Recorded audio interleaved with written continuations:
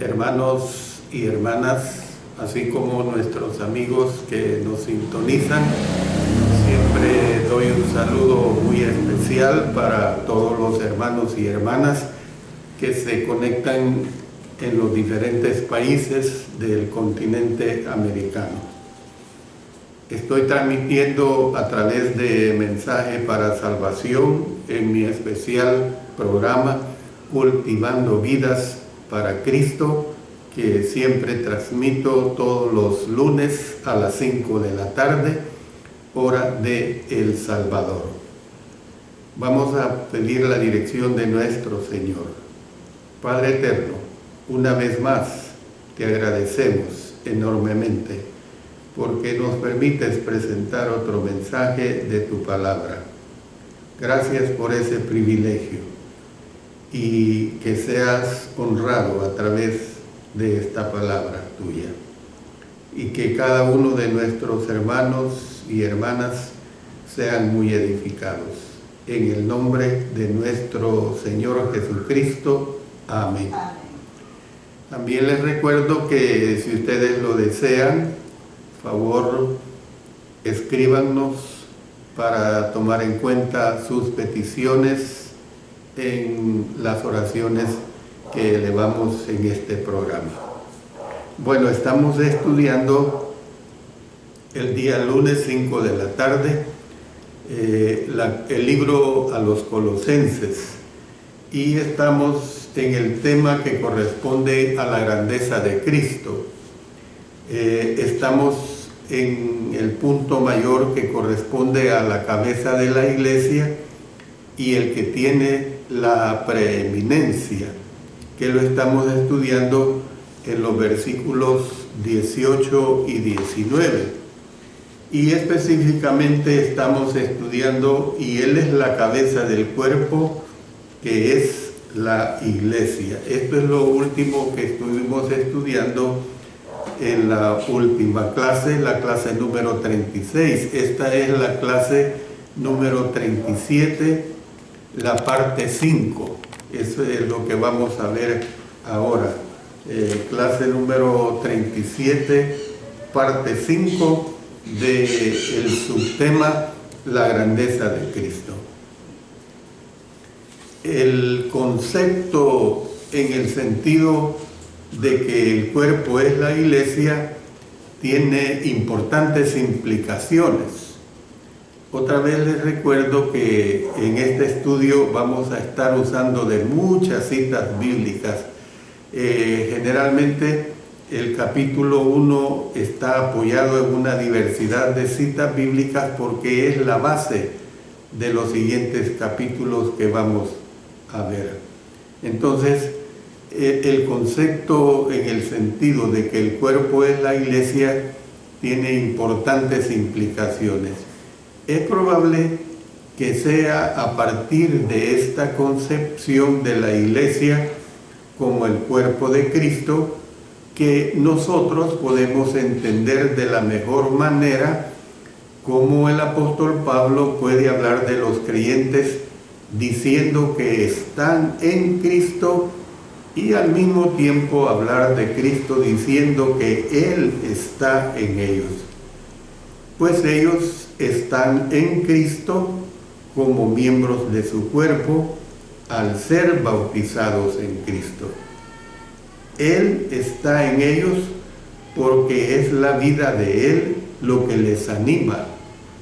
Podemos comparar el uso que se hace de otra analogía orgánica en Juan capítulo 15, verso 1 y siguientes versículos, pero yo solo me refiero a una parte del versículo 1.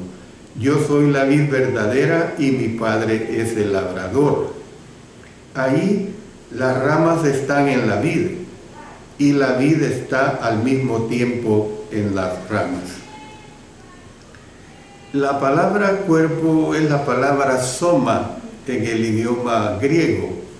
Se usa en el sentido de grupo o unidad de personas, tal como las frases cuerpo estudiantil y cuerpo legislativo, que indican unidades funcionales de miembros. El apóstol Pablo comparó la iglesia con el cuerpo humano, y a partir de este momento vamos a estar haciendo varias comparaciones. Dice en Romanos 12, 4 y 5, porque de la manera que en un cuerpo tenemos muchos miembros, pero no todos los miembros tienen la misma función. Así nosotros, siendo muchos, somos un cuerpo en Cristo. Luego, en 1 Corintios, en el capítulo 12, versos 12 y 13, porque así como el cuerpo es uno y tiene muchos miembros, pero todos los miembros del cuerpo, siendo muchos, son un solo cuerpo, así también Cristo. Porque por un solo espíritu fuimos todos bautizados en un cuerpo, sean judíos o griegos, sean esclavos o libres, y a todos se nos dio a beber de un mismo espíritu. Entonces esto lo vemos como una unidad organizada en la que cada miembro tiene habilidades que pueden ayudar a la función del cuerpo completo.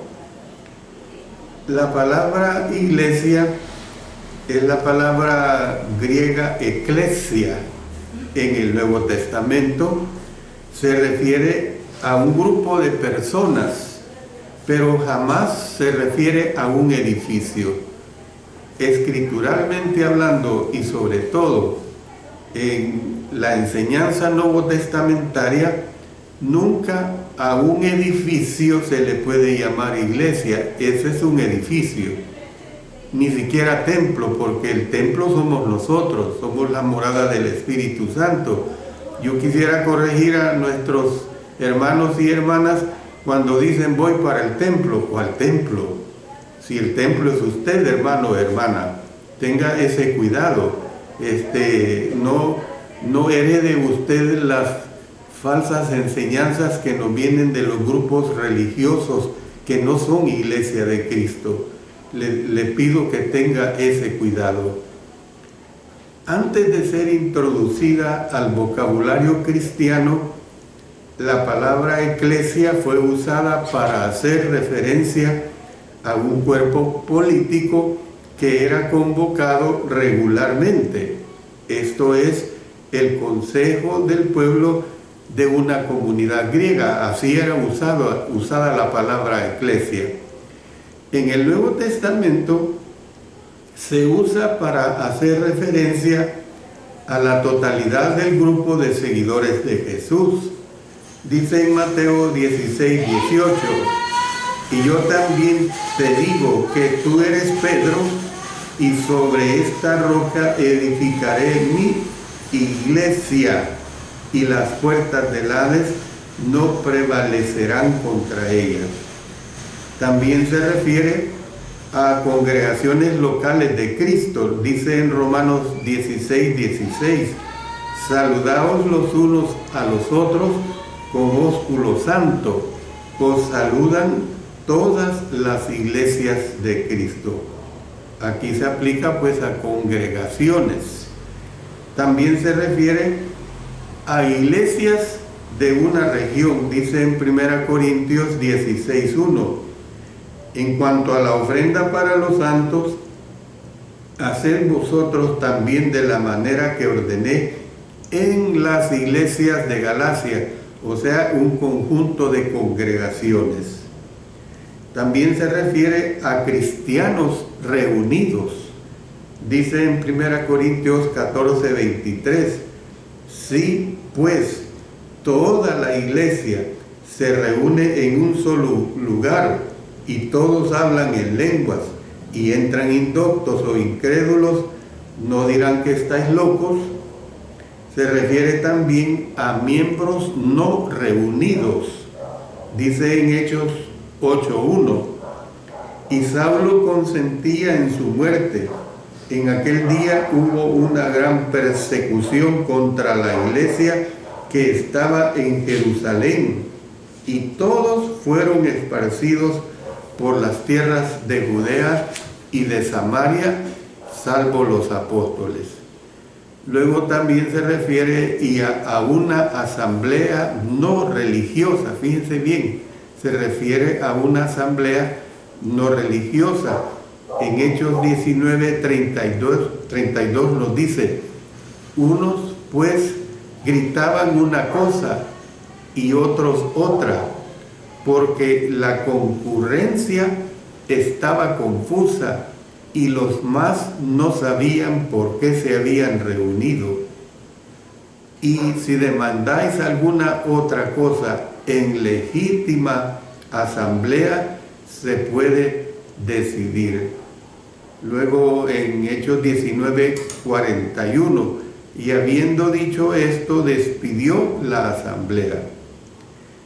En el versículo de Colosenses 1, 18 nos dice: y Él es la cabeza del cuerpo, que es la iglesia, Él que es el principio, el primogénito de entre los muertos, para que en todo tenga la preeminencia. Hallamos la primera aparición de la palabra iglesia aquí en Colosenses, pues.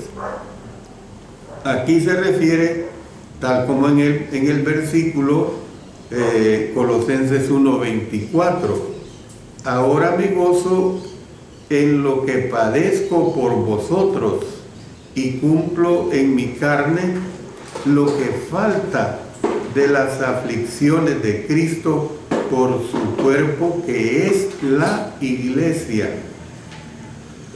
También esta palabra se aplica a todos los seguidores de Jesús, no a una congregación en particular. Más adelante el apóstol Pablo usó la palabra 2 veces para hacer referencia a congregaciones locales.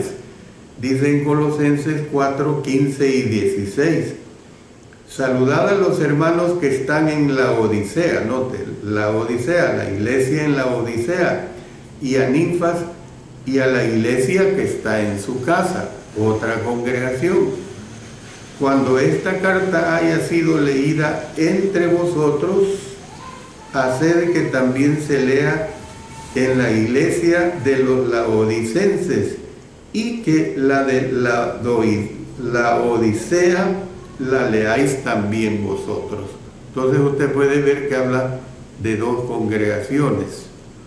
Una que estaba en la casa de Ninfas, y la otra que se refiere a la ciudad de la Odisea.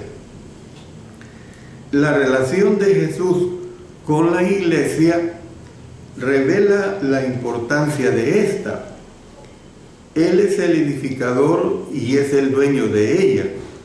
Dice en Mateo 16, 18: y yo también te digo que tú eres Pedro, y sobre esta roca edificaré mi iglesia, y las puertas del Hades no prevalecerán contra ella. Él, es decir, es el que la compró. Dice en Hechos 20, 28: por tanto, mirad por vosotros y por todo el rebaño, en que el Espíritu Santo os ha puesto por obispos para apacentar la iglesia del Señor, la cual Él ganó por su propia sangre. Es, en otras palabras, el fundamento de ella. Dice en 1 Corintios 3:11: porque nadie puede poner otro fundamento que el que está puesto, el cual es Jesucristo. Además, es la cabeza de ella. Dice en Efesios 1, 22 y 23: y sometió todas las cosas bajo sus pies, y lo dio por cabeza sobre todas las cosas a la iglesia, la cual es su cuerpo, la plenitud de aquel que todo lo llena en todo. Además, Cristo es el Salvador de ella. Dice en Efesios 5:23, porque el marido es cabeza de la mujer, así como Cristo es cabeza de la iglesia, la cual es su cuerpo y Él es su Salvador. Entonces es por medio de la iglesia que Dios ha dado a conocer su sabiduría. Nos dice en Efesios 3:10, para que la multiforme sabiduría de Dios, noten, sea ahora dada a conocer por medio de la iglesia a los principados y potestades en los lugares celestiales. Entonces, usted tiene que entender, mi amado hermano y hermana, que para dar a conocer a Cristo Jesús es a través de su iglesia. No va a encargar que este conocimiento sea dado a través de una institución de índole social, una ONG, lo que sea. No importa que la obra que hagan sea una obra de buena ayuda, pero usted tiene que entender que la sabiduría de Dios se da a conocer a través de su iglesia. Por eso es la preocupación de su servidor y de muchos siervos, compañeros de milicia, que damos a conocer la sabiduría de Dios como parte que somos de la iglesia de Cristo Jesús. Entonces nosotros podemos ver que Jesús se la presentará a sí mismo santa y sin mancha, dice en Efesios 5:25 al 27, maridos, amad a vuestras mujeres, así como Cristo amó a la iglesia y se entregó a sí mismo por ella, para santificarla, habiéndola purificado en el lavamiento del agua por la palabra, a fin de presentársela a sí mismo una iglesia gloriosa, que no tuviese mancha, ni arruga, ni cosa semejante, sino que fuese santa y sin mancha. Entonces, ¿qué es lo que vemos, pues? Que la iglesia pertenece a Jesús porque Él la compró con su propia sangre. Por esta razón se le puede llamar las iglesias de Cristo. Por eso ya hemos visto en Romanos 16, o también la iglesia de Dios. Dice en 1 Corintios 1:2, a la iglesia de Dios que está en Corinto, a los santificados en Cristo Jesús, llamados a ser santos con todos los que en cualquier lugar invocan el nombre de nuestro Señor Jesucristo, Señor de ellos y nuestro. En tanto que Jesús es Dios, miren lo que nos dice en Juan 1:1 y 2. En el principio era el Verbo, y el Verbo era Dios, y el Verbo era Dios. Este era en el principio con Dios, versículo 2. Entonces, una congregación puede ser identificada como la iglesia de cierta ciudad, tal como la iglesia en Jerusalén. Miren lo que dice Hechos 8:1. Saulo consentía en su muerte. En aquel día hubo una gran persecución contra la iglesia que estaba en Jerusalén. Y todos fueron esparcidos por las tierras de Judea y de Samaria, salvo los apóstoles. O sea, usted puede entender que nosotros nos podemos referir como la iglesia que está en San Miguel, la iglesia que está en Santa Ana, y así por el estilo ciudades de nuestra nación. Usted sustituya por ciudades donde está la iglesia de Cristo en su país en la forma del uso congregacional. También hallamos autorización bíblica para hacer referencia a iglesias compuestas por cierto segmento de la sociedad, tal como las iglesias de los gentiles. o sea, los no judíos, en otras palabras. Romanos 16:4 dice que pusieron su vida por mí, a los cuales no solo yo doy gracias, sino también todas las iglesias de los gentiles y también las iglesias de una región, tal como las iglesias de Galacia. Por ejemplo, mire, dice en 1 Corintios 16:1, en cuanto a la ofrenda para los santos, haced vosotros también de la manera que ordené en las iglesias de Galacia. Entonces, otras frases bíblicas incluyen iglesias de los santos. Por ejemplo, en 1 Corintios 14:33, pues Dios no es Dios de confusión, sino de paz, como en todas las iglesias de los santos.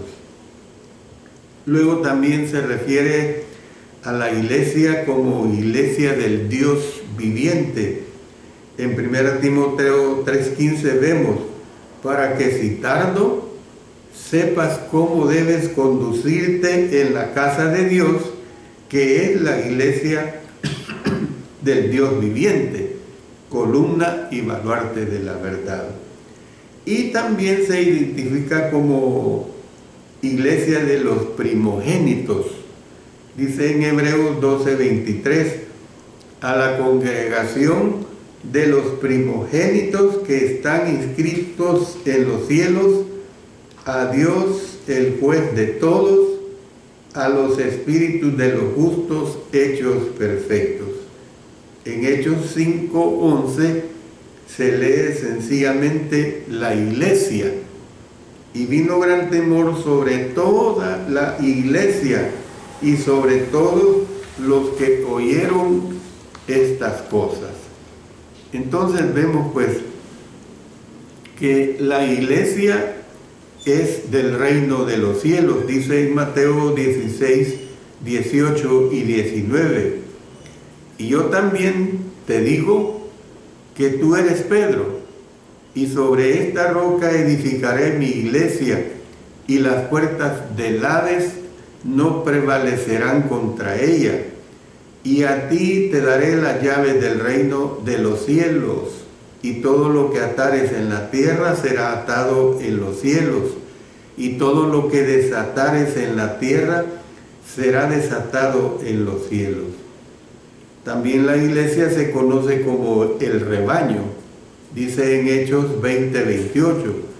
Por tanto, mirad por vosotros y por todo el rebaño, en que el Espíritu Santo os ha puesto por obispos para apacentar la iglesia del Señor, la cual él ganó por su propia sangre.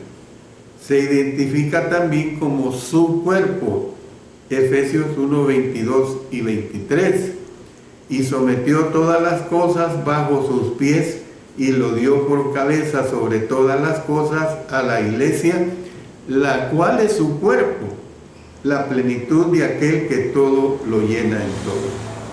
También se identifica a la iglesia como la casa o familia de Dios.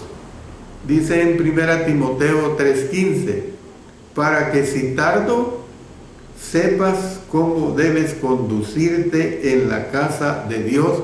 Fíjese bien, y luego lo aclara, que es la iglesia del Dios viviente, no el edificio, hermano, columna y baluarte de la verdad.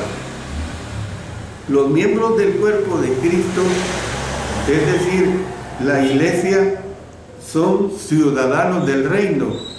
Dice en Efesios 2:19, así que ya no sois extranjeros ni advenedizos, sino conciudadanos de los santos y miembros de la familia de Dios. También somos ovejas del rebaño. Juan 10:16 dice, también tengo otras ovejas que no son de este redil. Aquellas también debo traer y oirán mi voz, y habrá un rebaño y un pastor. Refiriéndose que esas ovejas que tendría que traer serían también los gentiles, o sea, todas las naciones no judías, como decir nosotros los salvadoreños, los centroamericanos, los suramericanos y en fin, los cristianos alrededor del mundo. Y también se identifica como hijos de Dios, miembros de la familia de este, dice en Gálatas 3, 26 y 27. Pues todos sois hijos de Dios. ¿Cómo? ¿Toda persona es hija de Dios? No, por la fe en Cristo Jesús. Pero sigamos leyendo el verso 27. Porque todos los que habéis sido bautizados en Cristo, de Cristo estáis revestidos. La iglesia pues se compone de los que han sido purificados por la muerte de Jesús. El bautismo hace que entren personas al reino de Dios. Dice Juan 3:5, respondió Jesús, de cierto te digo, que el que no naciere de agua y del Espíritu no puede entrar en el reino de Dios, o sea, la iglesia, pues. Se refiere a la iglesia como al único cuerpo. Dice en 1 Corintios 12:13, porque por un solo espíritu fuimos todos bautizados en un cuerpo, sean judíos o griegos, sean esclavos o libres, y a todos se nos dio a beber de un mismo espíritu. ¿Qué es la iglesia? Por eso vuelvo a repetir 1 Timoteo 3:15, para que si tardo sepas cómo debes conducirte en la casa de Dios, que es la iglesia del Dios viviente, columna y baluarte de la verdad. Aquellos cuyos nombres se encuentran en el libro de la vida están en la lista del cielo. Dice en Hebreos 12:23, a la congregación de los primogénitos que están inscritos en los cielos, a Dios el juez de todos, a los espíritus de los justos hechos perfectos. Luego en Apocalipsis 21:27, no entrará en ella ninguna cosa inmunda o que hace abominación y mentira, sino solamente los que están inscritos en el libro de la vida del Cordero. Ellos pues entrarán en esa ciudad santa. Mire lo que nos dice el apóstol Juan en Apocalipsis 21. Vamos a leer el versículo 2 y después nos pasamos al versículo 10. Y yo, Juan, vi la santa ciudad, la nueva Jerusalén, descender del cielo de Dios, dispuesta como una esposa ataviada para su marido. Versículo 10. Y me llevó en el espíritu a un monte grande y alto, y me mostró la gran ciudad santa de Jerusalén, que descendía del cielo de Dios. Luego vamos a Apocalipsis 22:19. Y si alguno quitare de las palabras del libro de esta profecía, Dios quitará su parte del libro de la vida y de la santa ciudad y de las cosas que están escritas en este libro. Entonces, ¿qué es lo que nosotros podemos ver de toda esta identidad de la iglesia? Que el destino celestial de la iglesia se deduce de varias aseveraciones bíblicas. Leemos, por ejemplo, que los hijos del reino de Jesús brillarán como el sol en el reino del Padre, dice en Mateo capítulo 13, versículos 37 hasta el 43. Respondiendo él les dijo, el que siembra la buena semilla es el Hijo del Hombre, el campo es el mundo, la buena semilla son los hijos del reino y las cizañas son los hijos del malo. El enemigo que la sembró es el diablo, la siega es el fin del siglo y los segadores son los ángeles. De manera que como se arranca la cizaña y se quema en el fuego, así será en el fin de este siglo. Enviará el Hijo del Hombre a sus ángeles y recogerán de su reino a todos los que sirven de tropiezo y a los que hacen iniquidad, y los echarán en el horno de fuego. Ahí será el lloro y el crujir de dientes. Entonces los justos resplandecerán como el sol en el reino de su Padre. El que tiene oídos para oír, oiga. Bueno, voy a hacer la pausa que siempre hago en este programa del día lunes para dirigirnos a nuestro Padre Celestial en oración y tomar en cuenta si usted nos ha escrito o las peticiones que nosotros, mi esposa y yo recibimos durante el transcurso de la semana. Padre nuestro que estás en los cielos, te damos las gracias por darnos la bendición de llegar a ti por medio de la oración y exponerte nuestras peticiones. Estamos orando por Vanessa Castellanos de Garay, por Ligia Esther Castellanos, por Esther Andrades, que padecen de fibromialgia. Oramos por todos estos niños y hermanos que padecen de cáncer, la niña Lexi de Mission, Texas, el niño Jorgito García, los hermanos Dora Mendoza, Ángel Pilataxi, Laura Preciado, Jorge Chalco. También ponemos en oración a estos hermanos que están siendo tratados desde hace largo tiempo sobre diálisis. El hermano Ulises Morán, el hermano Alfredo Cardoza Valenzuela, el hermano Manuel de Jesús Azucena Morales, el hermano Mario Cruz Lara, el hermano Teléforo Rodela. En tus manos ponemos a todos estos hermanos. Dios, sé con ellos. Te los ponemos en tus manos, Señor. Sánales, porque lo hacemos todo en el poderoso nombre de nuestro Señor Jesucristo. Amén. Amén. También se lee que Jesús dará vida eterna a las ovejas de su rebaño. Dice en el Evangelio de Juan 10, 27 y 28. Mis ovejas oyen mi voz y yo las conozco y me siguen. Y yo les doy vida eterna y no perecerán jamás, ni nadie las arrebatará de mi mano.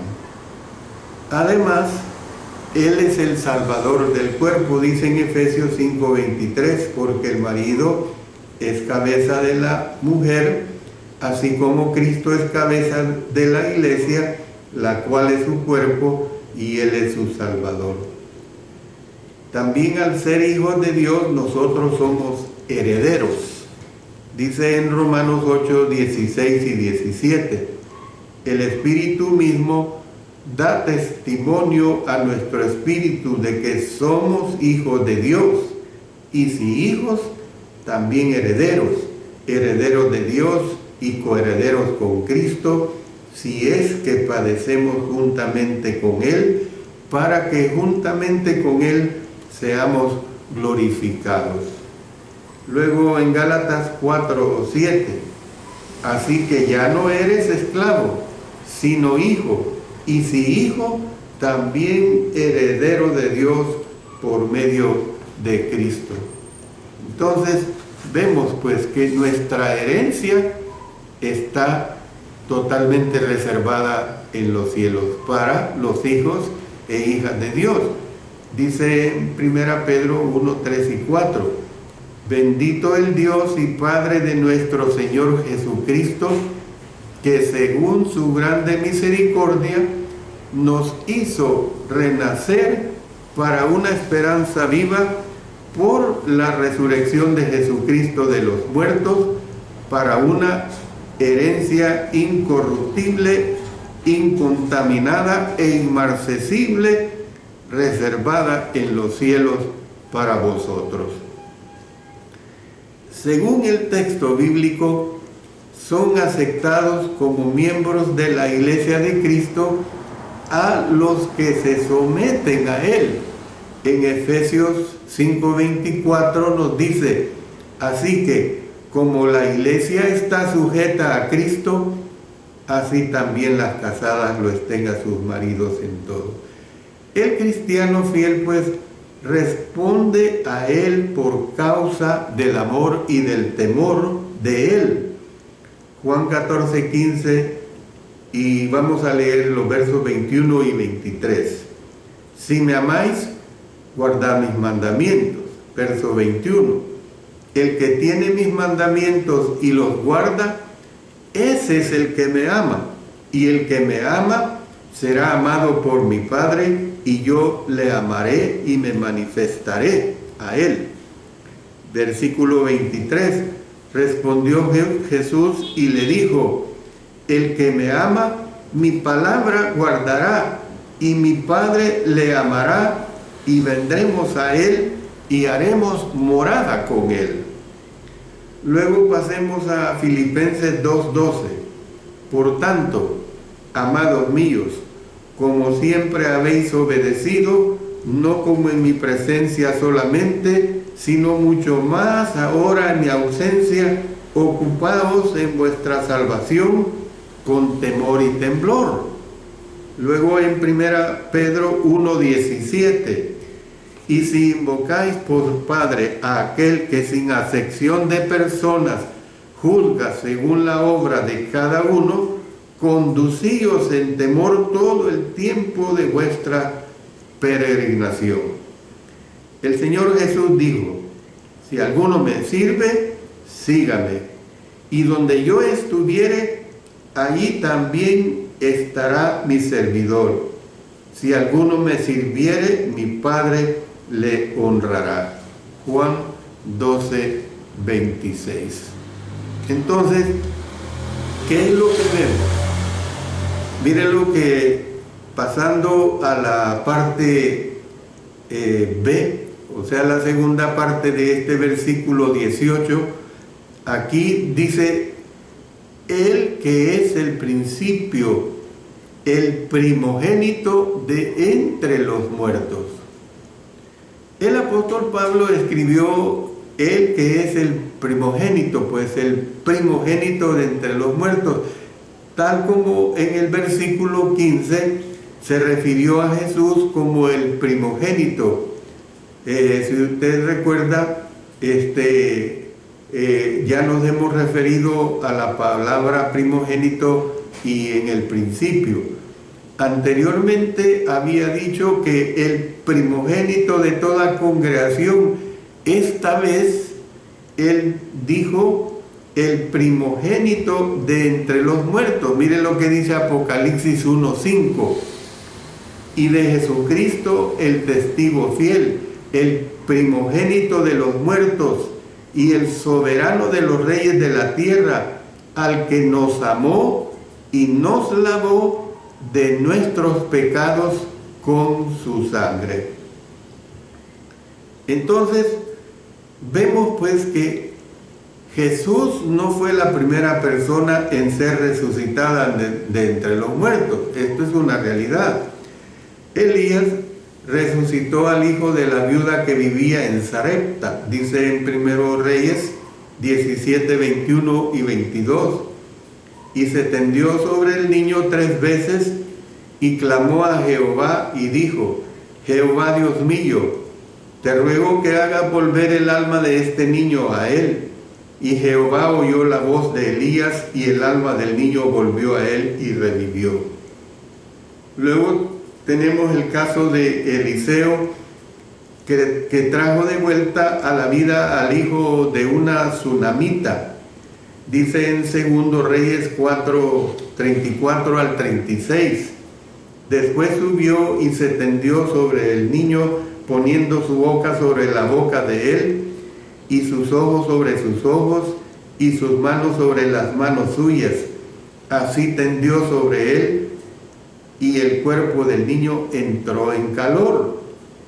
Volviéndose luego se paseó por la casa a una y otra parte, y después subió y se tendió sobre él nuevamente, y el niño estornudó 7 veces y abrió sus ojos.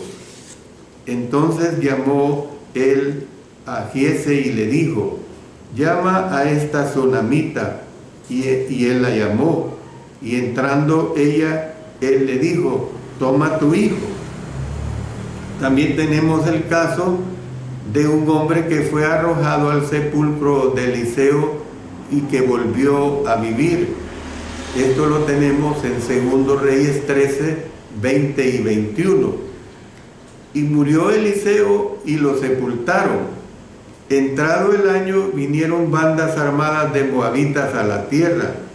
Y aconteció que al sepultar unos a un hombre, súbitamente vieron una banda armada y arrojaron el cadáver en el sepulcro de Eliseo. Y cuando llegó a tocar el muerto los huesos de Eliseo, revivió y se levantó sobre sus pies. Cosas que se daban en el Antiguo Testamento, pues. Jesús resucitó a la hija de Jairo. Dice en Marcos capítulo 5, versículos 22, 35 al 42. Y vino uno de los principales de la sinagoga, llamado Jairo, y luego que le vio, se postró a sus pies. Mientras él aún hablaba, vinieron de casa del principal de la sinagoga, diciendo: tu hija ha muerto, ¿para qué molestas más al maestro? Pero Jesús, luego que oyó lo que se decía, dijo al principal de la sinagoga: no temas, cree solamente. Y no permitió que le siguiese nadie sino Pedro, Jacobo y Juan, hermano de Jacobo. Y vino a casa del principal de la sinagoga y vio el alboroto y a los que lloraban y lamentaban mucho. Y entrando les dijo: ¿por qué alborotáis y lloráis? La niña no está muerta, sino duerme. Y se burlaban de él. Mas él, echando fuera a todos, tomó al padre y a la madre de la niña y a los que estaban con él, y entró donde estaba la niña. Y tomando la mano de la niña, le dijo: Talita cumi, que traducido es: niña, a ti te digo, levántate. Y luego la niña se levantó y andaba, pues tenía 12 años, y se espantaron grandemente. Realmente es muy interesante todo esto que aquí se presenta. Yo tengo que parar debido al tiempo que ya se me ha concluido, pero les invito para el próximo lunes, sería el lunes 18 del mes de julio año 2022, para que sigamos estudiando este tema tan interesante. Yo siempre trato de ponerlos al tanto cuando presento cada mensaje, y así lo haremos. Gracias doy a ustedes por su atención, a todos los hermanos y hermanas del continente americano que son muy gentiles en sintonizar mi programa los días lunes a las 5 de la tarde. Dios les bendiga a todos ustedes, hermanos. Dios bendiga su bendita palabra. Oremos. Padre Celestial, te damos múltiples agradecimientos porque tú nos permites presentar el mensaje de Dios, el mensaje que edifica. Gracias, Señor, por ello, pues todo lo hacemos en el poderoso nombre de nuestro Señor Jesucristo. Amén. Amén.